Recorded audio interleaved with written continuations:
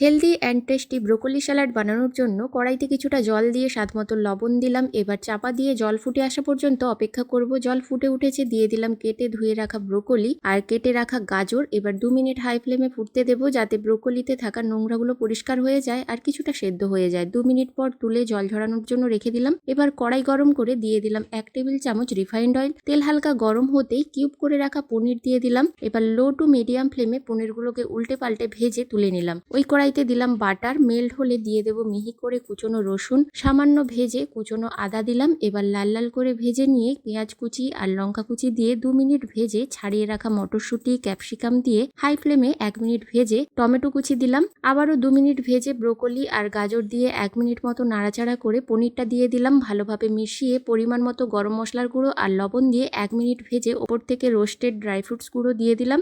সেটা ভালোভাবে মিশিয়ে সার্ভ করে দিলাম।